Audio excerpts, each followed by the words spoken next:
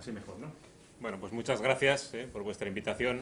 Yo, bueno, vengo a título personal, aunque bueno, pertenezco a la Universidad de Oviedo y entiendo que vengo pues, a dar una visión, en cierto modo académica, ¿no? Desde la ciencia de la ecología, pues como qué aportes puede hacer esa ciencia en términos políticos, ¿no? En términos de buscar pues, esas claves que nos van a mejorar un poco el futuro, ¿no? Bien, entonces cuando hablamos de claves de futuro, pues entiendo que estamos buscando un poco identificar esos puntos importantes que nos van a mejorar nuestra vida, ¿no? En cierto modo, no solo un mundo mejor para nosotros, sino también un mundo mejor para las generaciones venideras, ¿no? Para nuestros hijos y para los hijos de nuestros hijos, ¿no? ¿Qué puede hacer la ecología en ese sentido? Bueno, pues la ecología es una ciencia amplia, también es diversa, y bueno, puede, por ejemplo, darnos herramientas, por ejemplo, para gestionar los recursos de forma más sostenible, pero aquí yo quiero hacer hincapié en otro aspecto, que es que la ciencia nos ayuda a conocer y a obtener herramientas para conservar la biodiversidad. Entonces, mi propuesta hoy aquí es que conservar la biodiversidad es una clave de futuro, es algo importante para nosotros. Cuando hablo de biodiversidad, pues muchos de vosotros pues, estaréis pensando pues, en esas especies emblemáticas que prácticamente todos conocemos, salen en las noticias, se invierte bastante dinero muchas veces en luchar contra la extinción de esas especies, pero yo cuando hablo de biodiversidad como ecólogo no solo me refiero a esas especies emblemáticas en peligro de extinción. Me refiero también pues, a muchas otras especies, me refiero a la diversidad, a la gran variabilidad de la vida en el planeta, que va desde los microorganismos hasta la propia especie humana, pasando por animales y por plantas. Todo eso, para los ecólogos, es la biodiversidad, esa variabilidad en las formas de vida, no solo diferencias entre especies, sino incluso también la variabilidad genética que puede haber dentro de las especies. ¿Y por qué es importante la biodiversidad? ¿Por qué es importante conservar la biodiversidad? Bueno, yo os voy a plantear otra pregunta para responder a esta pregunta. ¿Qué necesitamos para vivir? Bueno, me vais a permitir que, en cierto modo, tenga un punto de vista un poco más prosaico. Obviamente, pues también necesitamos amor, necesitamos derechos para vivir, pero para el día a día, para llevar esa vida cada día, pues necesitamos básicamente bienes, pues necesitamos alimentos, necesitamos ropa, necesitamos smartphones, necesitamos bicicletas, necesitamos coches, también necesitamos servicios, ¿no? Necesitamos, en cierto modo, que alguien nos ayude para solucionar problemas, pues necesitamos servicios médicos, servicios de educación, necesitamos un fontanero cuando se nos estropea la caldera en casa para que nos arregle la caldera, las acciones que hacen otros para ayudarnos, para mejorarnos la vida. Y luego también, en cierto modo, pues necesitamos también una sensación de seguridad, ¿no? Y unos mecanismos de seguridad en el futuro para, pues, precisamente asegurar que vamos a seguir teniendo esos bienes y esos servicios a lo largo de nuestra vida y a lo largo de la vida de nuestros hijos. Bueno, pues la biodiversidad nos da todo eso, nos da bienes, nos da servicios y nos da seguridad en el futuro. ¿Qué bienes nos aporta la biodiversidad? Bueno, pues básicamente alimentos. Por poneros unos ejemplos, ahí tenéis, pues incluso cuantificado en términos económicos. A veces es, bueno, hablar de dinero pues es algo que entendemos todos y que en cierto modo pues es una moneda de cambio que podemos utilizar incluso con los políticos, ¿no? Sabemos que tiene un impacto social, eso es innegable, ¿no? Por poneros un ejemplo, ese es el valor que aportan los océanos en términos de pesquerías, en términos de producción anual de alimento aportado por los océanos. Es como 20 veces el PIB anual de España, son unos 20 billones de dólares anuales. Por poner otro ejemplo de qué bienes nos aporta la biodiversidad, pues la diversidad vegetal, la gran cantidad de compuestos químicos que proceden de las plantas que se utilizan como medicamentos o que se utilizan para la síntesis de medicamentos. No solo los compuestos, sino también esa variabilidad genética que existe en las plantas que va a poder permitir probablemente en el futuro dar respuesta a la cura y al tratamiento de muchas enfermedades. Aparte de estos bienes, digamos que las especies, los organismos que habitan en los ecosistemas naturales también proporcionan servicios, también hacen cosas que nos ayudan a tener una vida mejor. De cierto modo influyen en nuestro bienestar gracias a eso que denominamos los servicios ecosistémicos. ¿Qué funciones de los ecosistemas influyen en nuestro bienestar como humanos?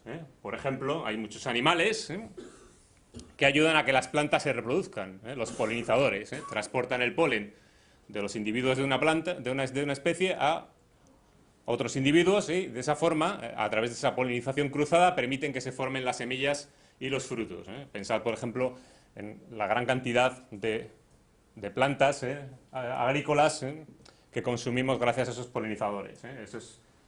Podemos también cuantificar pues, cuánto supone en términos de dinero esa producción anual gracias a los polinizadores.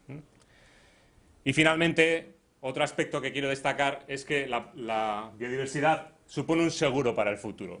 ¿Esto en qué se basa? Bueno, en lo que los ecólogos denominamos el seguro ecológico, el hecho de que los sistemas más diversos, los ecosistemas que contienen más especies y más variabilidad genética dentro de esos sistemas, suelen soportar mejor los cambios ambientales. Vivimos en un mundo cambiante, muchos de esos cambios, que además se están produciendo de forma muy rápida en términos de historia de la Tierra, son además provocados por el hombre. Pues creo que todos los que estáis aquí sabéis que es el cambio climático o que es la pérdida de hábitat. Son cambios ambientales muy fuertes derivados de nuestra acción sobre los ecosistemas. Bueno, el cambio climático, pues sobre todo, deriva de ese proceso de incremento de la temperatura por aumento por esos efectos de ese efecto invernadero derivado de la combustión de los combustibles fósiles. Entonces la idea es que esos ecosistemas más diversos van a soportar mejor esos cambios, por ejemplo, los derivados del cambio climático. Para poneros un ejemplo de esto, voy a recurrir también pues, a una especie que conocemos todos muy bien, que es el manzano.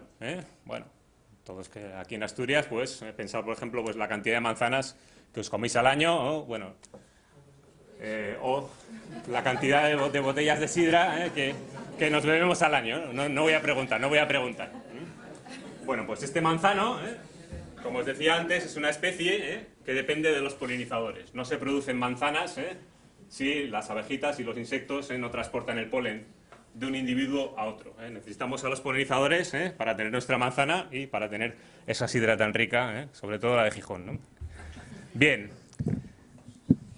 Os voy a poner un ejemplo de un trabajo que salió hace poco, realizado en el norte de Estados Unidos, en el estado de Nueva York, que es una zona que climáticamente se parece bastante a Asturias. Pues es una zona de clima templado, un poco más frío, ¿no? Pero también bastante lluviosa, y con una producción de manzana también muy importante.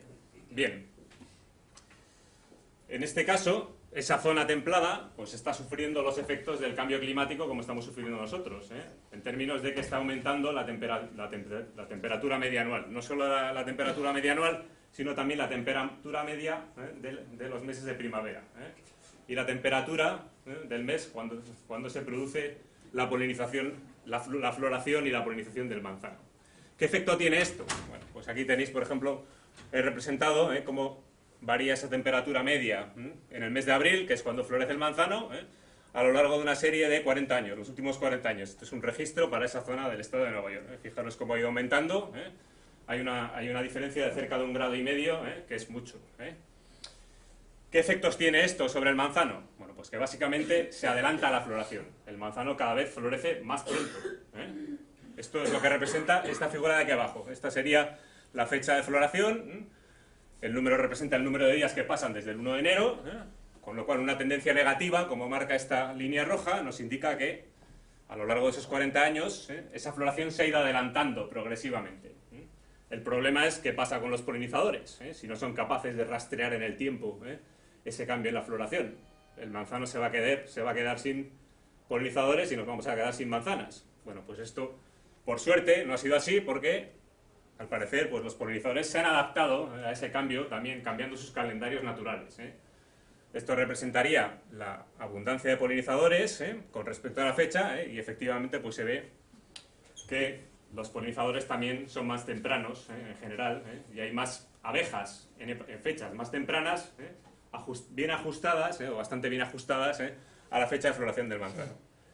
Y esta adaptación de los polinizadores a ese cambio, a ese distinto calendario, ha sido debido, o es gracias a la diversidad que existe entre los polinizadores. Bien, antes he mostrado un gráfico donde se veía una abeja como principal polinizador del manzano, una abeja doméstica, pero existen muchas especies de abejas. La abeja doméstica es solamente una especie dentro de un montón de especies diferentes, bueno, donde están también, por ejemplo, los abejorros. Todo eso son abejas, son polinizadores bastante parecidos. Bien, precisamente esos polinizadores, esos distintos polinizadores, son capaces de tener ciclos de vida con calendarios diferentes, lo que denominamos los ecólogos la fenología de las especies. Es lo que trata de representar este cuadro. Distintos tipos de polinizadores, donde pues sobre un eje de tiempo, de fecha en la primavera, se representa cómo va variando su abundancia con respecto a la fecha. Estas curvas indicarían pues, cuando va aumentando una especie y cuando va disminuyendo, y así sucesivamente. Bien, a simple vista está pues, que distintas especies tienen distintos calendarios naturales. Hay unas especies que aparecen más temprano y otras especies que aparecen más tarde. Y aquí se representaría pues, la floración del manzano. Como veis, hay algunas especies que aparecen justo cuando el manzano florece, son los principales polinizadores, pero hay otras que lo hacen más temprano y más tarde. Esa diferencia en la fecha es la que permite que cuando la polinización se adelanta, pues siempre hay alguna especie que sea capaz de ejercer ese servicio de polinización. Esa diversidad, esa variedad en los calendarios naturales de las distintas especies es la que permite, la que asegura, la que supone un seguro para esa función de polinización. ¿De acuerdo? Bien, entonces, volviendo a las cuestiones anteriores, vemos cómo la biodiversidad nos proporciona bienes, nos proporciona servicios y nos proporciona seguridad en esos bienes y en esos servicios. Es decir, dependemos de la biodiversidad para vivir mejor el presente y para encarar el futuro con mayor seguridad, incluso en nuestro bienestar como seres humanos. Y eso es todo. Muchas gracias.